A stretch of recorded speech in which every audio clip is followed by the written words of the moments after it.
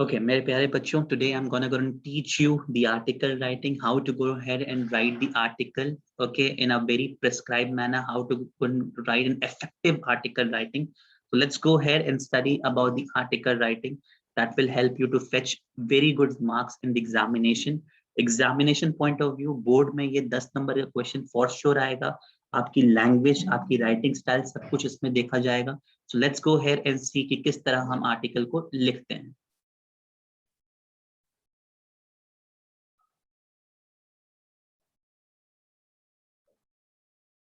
Okay.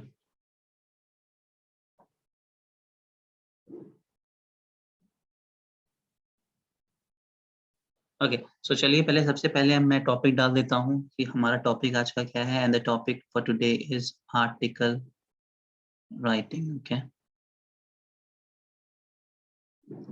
Okay so guys, जब भी हम आर्टिकल लिखते हैं सबसे पहले हमको अट्रैक्टिव अपना हेडिंग डालना पड़ेगा. जो भी टॉपिक है तो आपका जो first the foremost thing for attractive article writing will be attractive heading.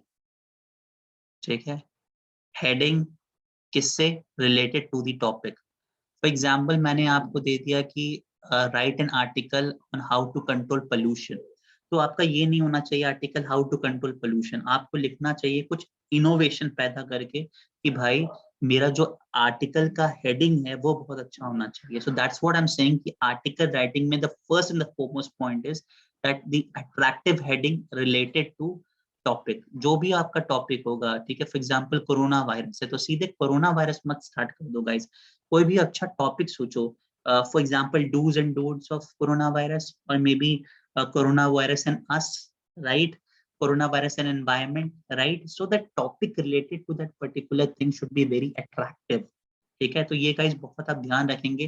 किसी भी the first the foremost thing होता है किसी भी अच्छे आर्टिकल में, that is you need to go and make sure the topic that you are writing or the heading that you are giving, जो भी आप heading दे रहे हो, the first and the foremost heading दे रहे हो, वो that should be related to topic होना चाहिए और बहुत ही attractive होना चाहिए. अगर वो चीज नहीं होती है then there will be थोड़ा सा एग्जामिनर के पॉइंट ऑफ व्यू से अगर मैं सोचूं तो वो सोचता है कि ये उतना ट्रेंड बच्चा नहीं है और ये थोड़ा सा पढ़ के नहीं आया है, he is taking not English as a major subject. So बहुत कैजुअल बिहेवियर दिखाता है आपका और ये हो सकता है कि रिजल्ट करे कि 10 में आपको आर्टिकल में मार्क्स देने हैं तो examiner will go and give you 7 और मे be 6 as well. You need to make sure कि भाई जो हेडिंग लिख रहे हो आप, तो सबसे पहला चीज लिख रहे हो about a particular article that should be related to the topic. Okay guys, the second thing is जब आप इसके बाद क्या करोगे, the second and the foremost thing is that you need to go and make sure कि भाई किसने लिखा है. ठीक है, तो आपको सेकंड, जैसे आपने टॉपिक लिखा है, हेडिंग दिया, उसके बाद आपको लिखना पड़ेगा यहाँ पे बाय. अब गाइस बाय में कई जगह लिखा रहता है पेपर में कि बाय कान्हा, बाय कृति, बाय. अगर नाम mentioned, if in the paper, in the question paper, if the name of that particular person is mentioned, तो आप वहां पे उसका नाम लिखोगे बाय XYZ. ठीक है, जिसका भी नाम लिखा है आप वो मेंशन करोगे. लिखना है हेडिंग के जस्ट नीचे, राइटर का नाम लिखना बहुत जरूरी है कि कौन भाई ये चीज लिख रहा है. So need to go make sure that heading, पहले तो आपने हेडिंग लिखना रिलेटेड टॉपिक को, सबसे first and the foremost thing है कि उससे बढ़ के कोई चीज ही नहीं है. The second thing that you need to go and make sure कि भाई उसमें आपको राइटर का नाम लिखना जरूरी है. अगर आप राइटर का नाम नहीं लिख रहे हो then there will be a problems that will be arise as well. Okay, ऐसे क्या. अब उसके बाद आपको एग्जाम्स में आप ये नहीं लिखोगे भाई जानवी राय, भाई रिचा सिंह. भाई अगर नाम मेंशन है तो आप उसका लिखोगे भाई कान्हा, भाई कृति. ठीक है, नाम नहीं मेंशन हो रहा है तो भाई XYZ. Never ever disclose your identity to the examiner. कभी भी अपनी आइडेंटिटी एग्जामिनर को नहीं बताना चाहिए बिकॉज उसके अंदर एक परसेप्शन आ जाता है. लड़कों को तो खास कर अपनी आइडेंटिटी नहीं बताना चाहिए. द रीजन इज वो ये सोचेंगे कि अगर अच्छा ये लड़का है, अच्छा ये लड़के का कॉपी मैं चेक कर रहा हूँ, अच्छा ठीक है थोड़ा सा और ठीक है. नॉर्मली ये परसेप्शन होता है कि एग्जामिनर पॉइंट ऑफ व्यू से भी कि the girls have a very good hand writing, the girls have a very good presentation. ठीक है, so guys never ever why do go and take a risk. बहुत important बात बता रहा हूँ मैं आपको, you don't have to take a risk. आपको सीधे लिखना है बाय XYZ. अगर आपका कोई नाम नहीं मेंशन्ड है और अगर कोई नाम मेंशन्ड है already in the question paper, you need to go head and write that particular person's name, ठीक है। तो पहला नंबर चीज है कि भाई अट्रैक्टिव हेडिंग होना चाहिए रिलेटेड टू टॉपिक। दूसरा बाय राइटर का नाम होना चाहिए, ठीक है। तीसरा, जब हम बिगिन करेंगे तो इंट्रोडक्शन से बिगिन करते हैं। बहुत जरूरी है कि जो चीज आप बिगिन करो उसका इंट्रोडक्शन दो, ठीक है। इंट्रोडक्शन बहुत इंपॉर्टेंट होता है, कोई भी चीज हम स्टार्ट कर रहे हैं, ठीक है, तो इंट्रोडक्शन हम उसको देना बहुत जरूरी है, ठीक है। अगर आप किसी भी टॉपिक का इंट्रोडक्शन नहीं दे रहे हो, दैट मीन्स हमको पता ही नहीं चलेगा कि पहले क्या स्टेटस है, क्या डेटाज है, क्या फिगर्स है, इसके बारे में बात हो रही है, ठीक है। तो इंट्रोडक्शन बहुत लंबा नहीं लिखेंगे, हम ब्रीफ इंट्रोडक्शन लिखेंगे, मतलब संक्षेप में, ठीक है। Not a very long thing, but yes when we are going and writing an introduction it should be very brief. Okay, the next thing that we need to keep in mind is after introduction हम main body पे आएंगे, ठीक है। Main body कह लो आप इसको, या main content कह लो, ठीक है। बहुत इंपॉर्टेंट है कि जो भी आप मेन बॉडी या कंटेंट लिखो दैट शुड बी ऑर्गेनाइज्ड, ठीक है। ये नहीं है कि आप पहला पॉइंट लिख रहे हो और उसके बाद डायरेक्ट चौथे पॉइंट पे आ रहे हो। हमेशा द फर्स्ट पॉइंट जो भी आप लिखोगे सेंटेंस का, वो सेकंड सेंटेंस पे रिलेट होना चाहिए, ठीक है। आप इस मेन बॉडी कंटेंट में अगर इसको और ऑर्गेनाइज बनाना चाहिए तो आप इसमें डेटास, ठीक है, यूज कर सकते हो, फिगर्स यूज कर सकते हो, ठीक है, स्टैटिस्टिक्स यूज कर सकते हो। मींस जो भी आप एनालाइज करते हो किसी तरह, ठीक है, वो चीज आप इसमें यहाँ पे फिट बैठ सकते हो, ठीक है, मेन बॉडी कंटेंट में। एग्जाम्पल्स बहुत जरूरी है, ले सकते हो, ठीक है। इलाबोरेशन अगर चाहो यहाँ पे कर सकते हो, but don't do it in the introduction, ठीक है। Don't ever do it in the introduction part. So again I am reiterating myself, अभी तक जो मैंने आपको बताया है। The first and the foremost thing sir ने बताया है कि भाई अट्रैक्टिव हेडिंग होना चाहिए, that should be related to the topic. दूसरा है भाई राइटर का नाम लेना चाहिए। फॉर एग्जाम्पल अगर क्वेश्चन पेपर में मेंशन्ड है कि भाई नाम कान्हा कृति जो भी है, तो आप उसका नाम लिख देंगे। अगर क्वेश्चन पेपर पे नहीं मेंशन है तो अपना नाम नहीं लिखेंगे, आप लिखेंगे बाय XYZ, यानी राइटर का नाम XYZ हो जाएगा। तो फिर उसके बाद जब आप कर लेते हैं फिर इंट्रोडक्शन लिखना है। जो भी इंट्रोडक्शन आप लिखेंगे वो ब्रीफ इंट्रोडक्शन होना चाहिए, बहुत ज्यादा उसको हॉश पॉश मत कर दीजिएगा, सिर्फ छोटा इंट्रोडक्शन, नॉर्मल इंट्रोडक्शन, ठीक है। उसके बाद आप आते हैं मेन बॉडी या कंटेंट पे। बहुत इंपॉर्टेंट है कि जो भी हमारा मेन बॉडी या कंटेंट है that should be properly organized. If your main body and the content is not properly organized, then there will be मतलब मजा नहीं आता उस चीज को पढ़ने के लिए। तो आप कोशिश कीजिए कि जब भी आप ऑर्गेनाइज्ड वे में किसी चीज को लिख रहे हैं, मेन बॉडी को लिख रहे हैं, make sure that you are using use of datas, figures, statistics, examples, elaboration. तो इसको इलैबोरेट, ये सब इंपॉर्टेंट की पॉइंट्स है that you should keep in mind when you are going hand writing main body या कंटेंट। जब भाई आपने मेन बॉडी कंटेंट भी लिख लिया तो नंबर 5 पॉइंट जो हमारी आर्टिकल राइटिंग को और अच्छा बनाएगा दैट इज कंक्लूजन।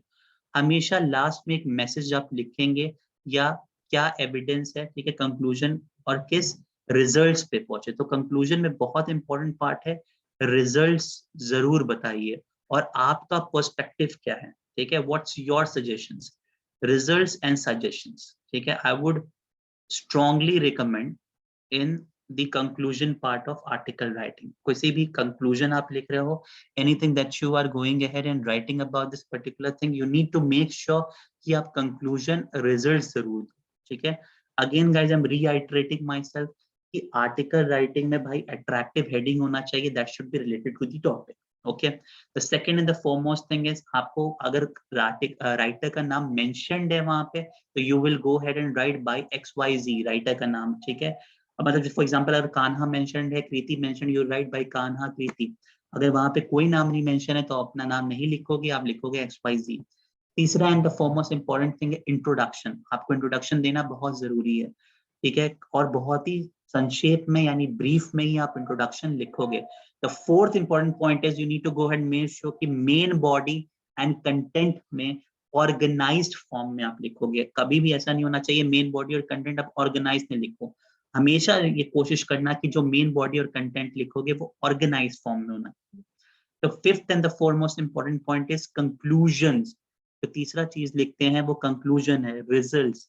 रिजल्ट्स जो भी होना चाहिए, रिजल्ट्स और सजेशंस आपका बेस होना चाहिए। जो मेन बॉडी कंटेंट है उसमें डेटा, फिगर, स्टैटिस्टिक्स, एग्जांपल्स और इलैबोरेशन, वेयरएज कंक्लूजन में इट्स वेरी इंपॉर्टेंट कि आप जब एनालाइज करो, जब आप किसी नतीजे पे पहुंचो, तो उसको रिजल्ट्स के थ्रू और उसके सजेशंस के थ्रू उसको एंड करो, ठीक है। तो गाइस मार्क्स डिस्ट्रीब्यूशन कैसे होता है इसमें, ये भी मैं आपको बता देता हूँ। गाइस जो आपकी अट्रैक्टिव हेडिंग और रिलेटेड टॉपिक आप लिखते हो, सोचो इसका आपको 1 नंबर सीधा मिलता है।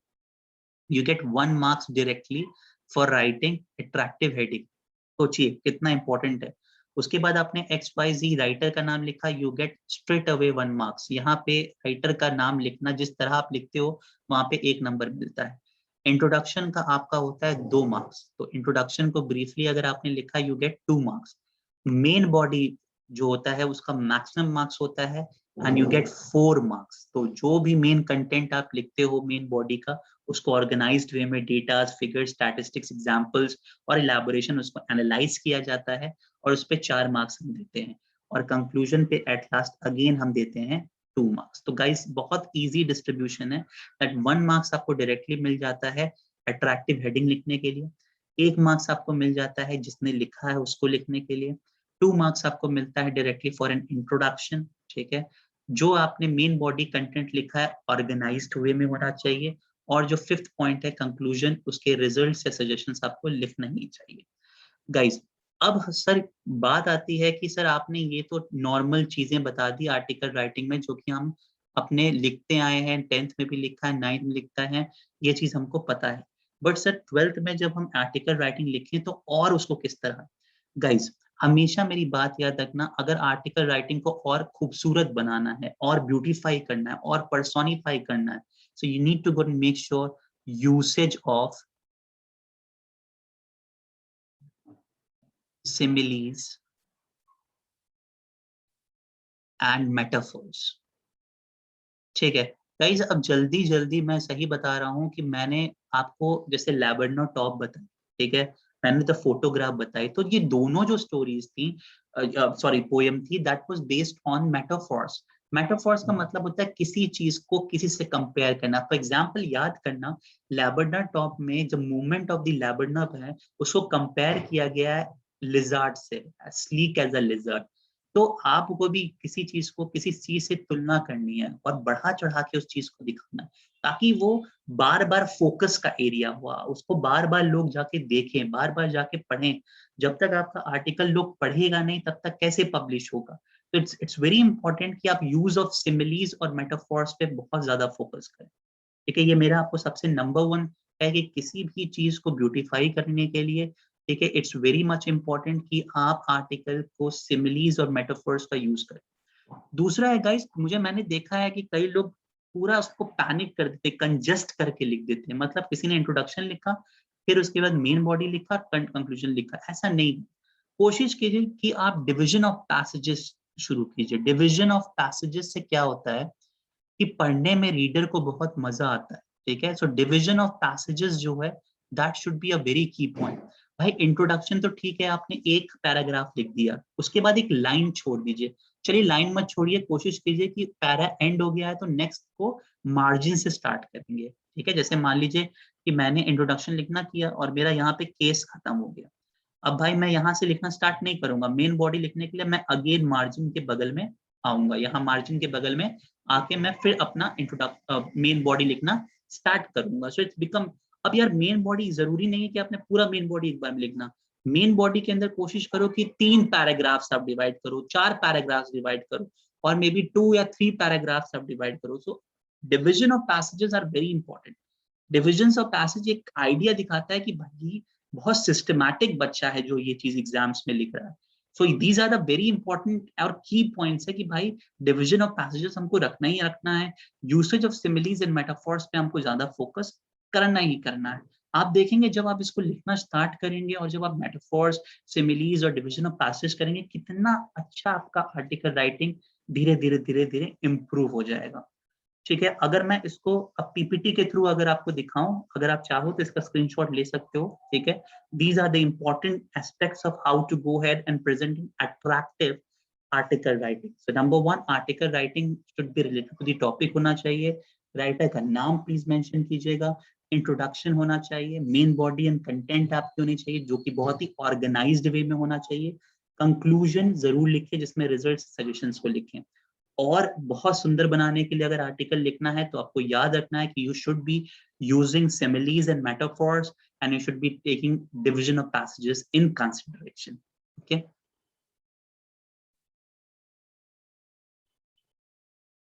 Okay, thanks sir. Stop pollution, okay, stop pollution means yes, बहुत मतलब एक अच्छा मैसेज होना चाहिए, for example so that people can go and understand things, people can go head and be attractive. अब मैं आपको एक पीपीटी दिखाता हूँ जो एक टेक्निक्स किया गया है, जो लोगों ने बोला है कि, और जो राइटर्स होते हैं उन्होंने बोला है कि we should go head and implement in day to day life.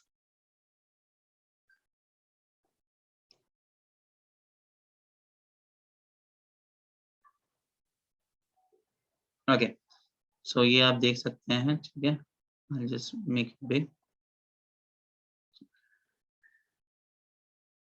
Okay, so ये आर्टिकल कैसे है, जैसे कि हमको किसी इंटरेस्टिंग प्लेस जो विजिटेड है तो हमको पहले गुड पॉइंट्स बैड पॉइंट्स दोनों मेजर करने हैं, और उसके बाद 100 टू, नॉर्मली जो वर्ड लिमिट होता है वो 100-120 वर्ड्स होता है, कहीं कहीं 12th में आपका 200 वर्ड्स हो जाता है, तो need to go, word limit exceed भी मत कर देना, ठीक है, ऐसा मत कर देना कि सर बोले कि लिखना है तो अच्छे से लिखना, मतलब लिखने का मतलब है you need to go make sure कि हमारा वर्ड लिमिट भी इंटैक्ट हो, ऐसा नहीं कि एकदम भर दो, ठीक है, वर्ड लिमिट्स को भी ध्यान में लेके चलना है। नेक्स्ट, जैसे मैंने बताया टाइटल हेडिंग बहुत इंपॉर्टेंट है, बिना टाइटल हेडिंग के लिखे हुए आगे कुछ समझ में आता नहीं है, सो मेक श्योर कि आप किसी भी चीज या किसी आर्टिकल को लिखो, सो मेक श्योर कि उसकी टाइटल या हेडिंग दो। उसके बाद सब हेडिंग्स देना बहुत जरूरी, सब हेडिंग्स का मतलब होता है कि उसके नीचे जो भी है हेडिंग्स आप जरूर दीजिए, विदाउट, अगर आप उसका सब हेडिंग नहीं दे रहे हैं that means it will lead to lot of problems as well, ठीक है। इंटरेस्टिंग लैंग्वेज, इंटरेस्टिंग लैंग्वेज कैसे होगी, जैसे मैंने बताया जब तक आप सिमिलीज एंड मेटाफॉर्स इस्तेमाल करोगे, अगर आप सिमिलीज एंड मेटाफॉर्स इस्तेमाल नहीं कर रहे हो that means that will result in lot of problems as well, just make sure that you people are going ahead and using that similes and metaphors, ठीक है। नेक्स्ट, इंटरेस्टिंग लैंग्वेज, ठीक है, जिसमें राइटिंग स्किल्स का important है, जो words आप use करोगे। कई कई लोगों ने मुझसे ये भी पूछा था जब मैं एक सेशन ले रहा था कि क्या सर जो आप टफ वर्ड्स बताते हैं क्या हम उसको लेके आए, गाइस देखिए वो वर्ड पर्टिकुलर पर्सन को पता भी रहना चाहिए, अब आप ऐसा वर्ड लेके आ रहे हैं जो आपको खुद नहीं पता है, तो डोंट यूज मैक्सिमम चीज, it should B clear, clarity होनी चाहिए। कई बार मैं ऐसे ऐसा मैसेज लिख देता हूँ लोगों के सामने कि अगला जो रिसीवर होता है उसको ही नहीं समझ में आ रहा, और मैंने आपको हमेशा बताया है कि इफेक्टिव कम्युनिकेशन के लिए बहुत जरूरी है कि रिसीवर के पास जो भी मैसेज पढ़े उसको क्लियर होना चाहिए। भाई अगर रिसीवर के पास जो मैसेज आ रहा है वही क्लियर नहीं होगा तो वो कैसे फीडबैक देगा, that will result in disaster. So we need to go and make sure that whatever the message that we are going ahead and the particular person is reading that particular article, that should be simple and clear. हाँ, अगर आप words अच्छा use करना चाहिए, language को beautify करना चाहिए तो बिल्कुल आप कर सकते हो, बट वो चीज आपको क्लियर होना चाहिए कि भाई ये वर्ड का मीनिंग ये होगा, ठीक है। लिंकिंग वर्ड, जैसे मैंने बोला कि भाई पहला सेंटेंस आप पढ़ रहे हो, ठीक है, तो पहला सेंटेंस के बाद दूसरा सेंटेंस जो है उस पर लिंक होना चाहिए, ये नहीं कि आपने आपने स्टार्ट किया कि जैसे कि कोई भी नॉर्मल टॉपिक स्टार्ट किया कि के sir was born in this year, उसके बाद सीधे आ गया कि इंजीनियरिंग लाइफ के बारे में, नहीं भाई, उनका चाइल्डहुड कैसे हुआ, ठीक है, फिर उनका एडोलेसेंस पीरियड कैसे हुआ, ठीक है, एडोलेसेंस पीरियड के बाद मैच्योर एज में आए तो क्या हुआ, ठीक है, फिर उसके बुढ़ापे में गए तो कैसे हुआ, तो पूरी एक लाइफ साइकिल, लाइफ चेन को लेते हुए आप आगे बढ़े, ठीक है, हर चीज को लेते हुए आप आगे बढ़े, ऐसा नहीं कि आपने चाइल्डहुड उठाया, चाइल्डहुड के बाद सीधे ओल्ड में आ गए, नहीं गाइस, एक सिंक्रोनाइजेशन बहुत जरूरी है किसी आर्टिकल में, जस्ट मेक श्योर कि हम जो भी चीजें लिखें उसको प्रॉपर्ली सिंक्रोनाइज करके लिखें। मूविंग फर्दर, ठीक है, रीड द क्वेश्चन, बहुत जरूरी है कि जो आर्टिकल है उसको 2 बार पढ़ के देखो, एक सिनेरियो माइंड में जरूर बैठा लो कि भाई कि क्या सिनेरियो है, क्या चीज है, फिर उसके बाद आगे आप अटेम्प्ट करो क्वेश्चन। स्पेलिंग और ग्रामर बहुत ध्यान रखना, ठीक है। जैसे कि नॉर्मल क्या होता है, अब देखो इसका एक है, ठीक है, जिसको आप चैट पे लिख सकते हो, मैं एक एक करके ये क्वेश्चंस लेता रहूंगा। जैसे कि मैंने कह दिया कि you have been asked to write an article about an interesting place you have visited, तो आपको इसमें good points bad points of the place के बारे में इंक्लूड करना होगा, ठीक है। One student decides to write about a visit of national gallery in London, तो इसका आर्टिकल में क्या ऐसे ऐसे लिख दोगे अगर नेशनल गैलरी इन लंदन, तो यार बहुत ऑड लगेगा। सो जो हेडिंग होना चाहिए बहुत अट्रैक्टिव होने लगी, अच्छा ये चीज के बारे में बोलने जा रहा है, ये तो ये बहुत इंटरेस्टिंग टॉपिक लग रहा है, चलो इसके अंदर पढ़ के देखते हैं कि इसके अंदर क्या आने जा रहा है। सो गाइस जो हेडिंग होता है वो जान होती है किसी आर्टिकल की। नीड टू मेक श्योर कि जो भी आप आर्टिकल लिखोगे, ठीक है, जो भी चीज लिखोगे वो प्रॉपर्ली सिंक्रोनाइज होना चाहिए। ठीक है, देखो अब जैसे सजेस्टेड आर्टिकल्स इन्होंने जो सोच के लिखे हैं, जैसे कि फॉर एग्जांपल अगर उसके विजिट के बारे में है तो उसने लिखा है द नेशनल गैलरी, हम एक टॉपिक दे सकते हैं। वाह, सेकंड वाला तो यार दिल जीत लेता है, बहुत मेटाफोर्स इस्तेमाल किया हुआ है।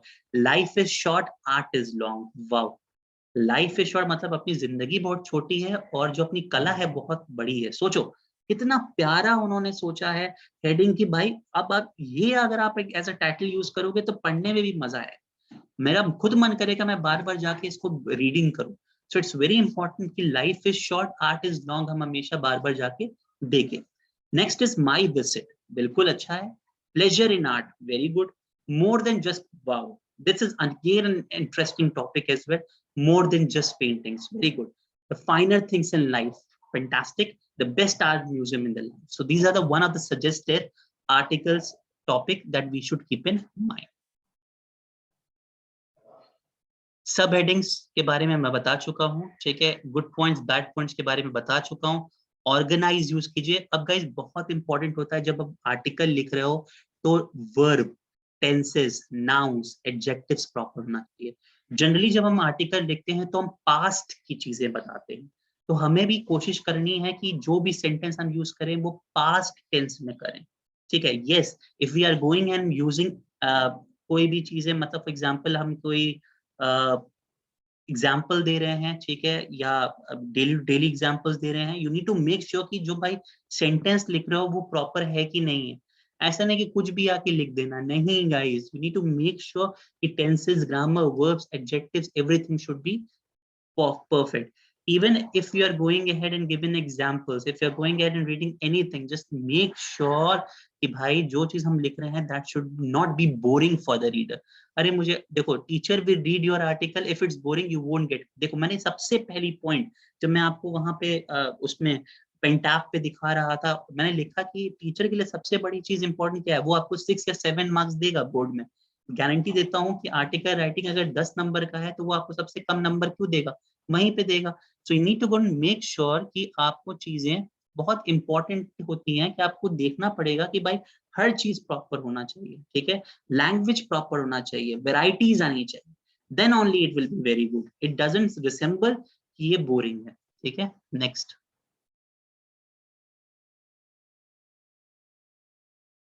सिनोनिम्स मैंने बताया कि सिनोनिम्स यूज करिए, ठीक है, या जैसे मैंने बताया सिमिलीज और मेटाफर्स का इस्तेमाल कीजिए, ठीक है। डिवाइड द पैराग्राफ बहुत इंपॉर्टेंट है, ठीक है, प्रैक्टिस करते रहिए, ठीक है, इंपॉर्टेंट है, ठीक है। जैसे इन्होंने लिखा है, देखो एक आर्टिकल लिखा है तो कितने पैराग्राफ्स को डिवाइड करके, और कितना सुंदर लग रहा है, कितना ब्यूटीफाई हो रहा है, कितना पर्सोनिफाई कर रहा है कि हर चीज को उन्होंने डिवाइड करके लिख दिया। So guys, this is the correct method of going ahead and writing an article. You need to go ahead and make sure exploring London, that means Neha आपने पूरा लंदन के बारे में कर दिया, ठीक है। आपने जो टॉपिक मुझे बोला कि सर आप, मैं ये टॉपिक पे लिखूंगी एंड अबाउट पूरा लंदन के बारे में, सो पूरा लंदन के बारे में हमको नहीं करना। द टॉपिक इज कि आप नेशनल म्यूजियम में जा रहे हो, तो नेशनल म्यूजियम का मतलब क्या हुआ, if you are going to national museum that means क्या हुआ कि नेशनल म्यूजियम का मतलब हुआ कि you are visiting to a national museum, so any museum that you need to go and mention, उसके बारे में आप लिखोगे। तो related to museum, related to arts topic will come, not to a particular city. ये चीज आप ध्यान में रखोगे।